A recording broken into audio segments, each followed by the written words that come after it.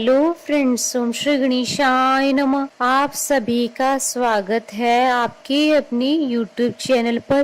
Friends, आज हम आपको इस वीडियो में बताने जा रहे हैं गोस्वामी तुलसीदास जयंती की तिथि, गोस्वामी तुलसीदास जी की जीवनी के बारे में। फ्रेंड्स, वीडियो शुरू करने से पहले आपसे रिक्वेस्ट है, अगर आप हमारे चैनल पर नए हैं और आपने अभी तक चैनल को सब्सक्राइब नहीं किया है तो प्लीज सब्सक्राइब कीजिएगा चैनल को, साथ ही प्रेस कीजिएगा बेल आइकन को, जिससे नए वीडियोस से रिलेटेड नोटिफिकेशन आपको तुरंत प्राप्त हो सके।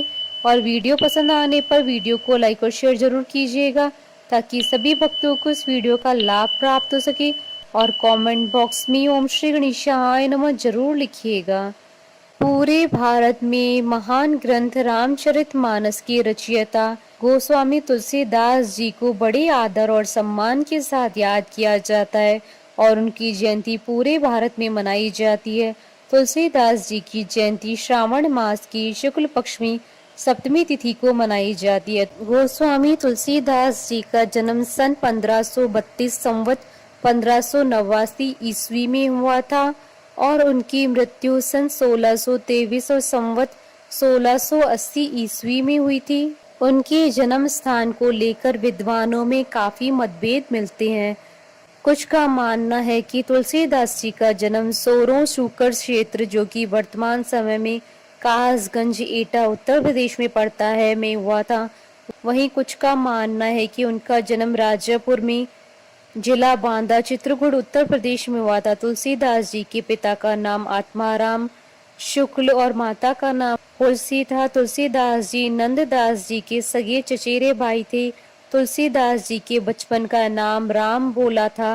राम बोला नाम पढ़ने के पीछे ये कहानी है कि तुलसीदास जी जब पैदा हुए थे तो उनके मुख से पहला शब्द राम निकला और तभी से उनका नामकरण राम बोला कर दिया गया। उनके गुरु का नाम नरहरि यानी श्री नरहरियानंद था। श्री नरहरियानंद ने उनका नाम तुलसी राम रखा था।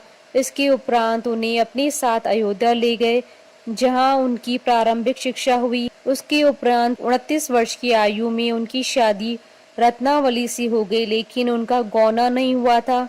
उनकी पत्नी अपने परिवार के साथ ही रही और तुलसीदास जी अकेले अपनी शिक्षा के लिए काशी चले गए। कुछ समय उपरांत जब उनको अपनी पत्नी की याद आई तो वह बिना बताए अपनी पत्नी के घर पहुंच गए और उनसे अपने साथ चलने की बात कही, किंतु वे ऐसे साथ जाने के लिए राजी नहीं हुई क्योंकि उस समय तक उनका गौना नहीं हुआ था। तुलसीदास जी के बार बार कहने पर उनकी पत्नी ने उनसे एक दोहा कहा, जिससे तुलसीदास जी का जीवन बदल गया। इस दोहे ने उनका पूर्ण हृदय परिवर्तन कर दिया और वे अपने घर लौट आए, किंतु जब वो अपने घर वापस आए तो वहाँ सब कुछ समाप्त हो चुका था।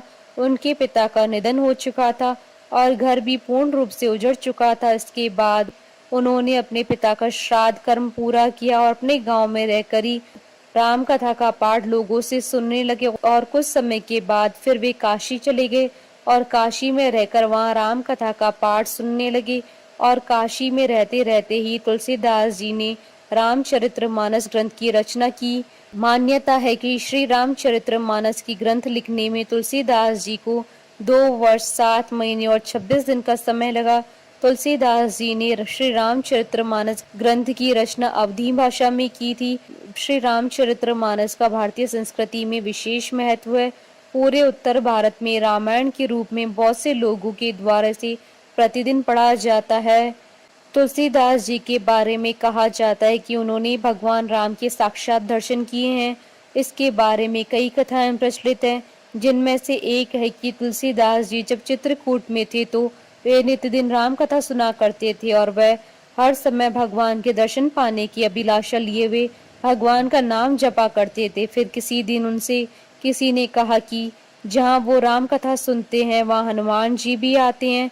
तुलसीदास जी ने मन में ठान लिया कि हनुमान जी से ही मिलना है और वही उन्हें प्रभु राम से मिलने का मार्ग बता सकते हैं। किंतु कई दिन वो राम कथा सुनते रहे परंतु उन्हें हनुमान जी नहीं मिले। फिर उन्होंने एक बात का ध्यान दिया कि एक वृद्ध व्यक्ति प्रतिदिन कथा सुनने आता है और चुपचाप वापस लौट जाता है, कहीं वही तो हनुमान जी नहीं है।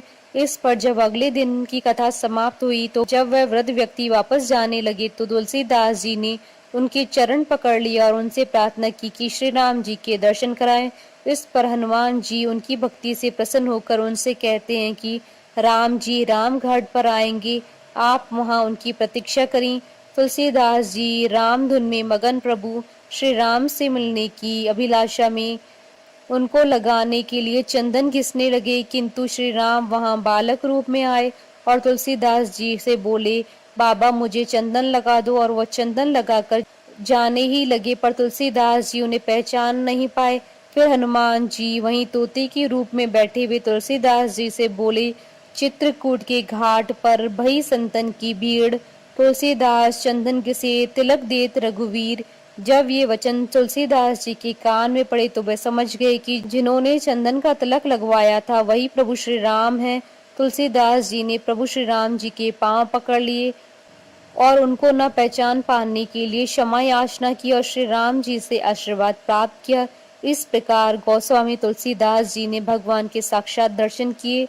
तुलसीदास जी ने अपने अंतिम समय में काशी की विशेष घाट आसी घाट पर रहने लगे और उन्होंने अपनी अंतिम रचना विनय पत्रिका लिखी और अपने शरीर का परित्याग किया।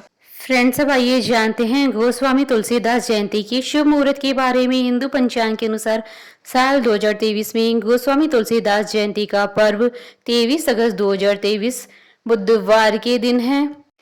सावन शुक्ल सप्तमी तिथि प्रारंभ होगी 23 अगस्त 2023 को सुबह 3:05 पर और सावन शुक्ल सप्तमी तिथि का समापन होगा 24 अगस्त 2023 को सुबह 3:31 पर। इस साल गोस्वामी तुलसीदास जी की 526वीं जयंती मनाई जाएगी।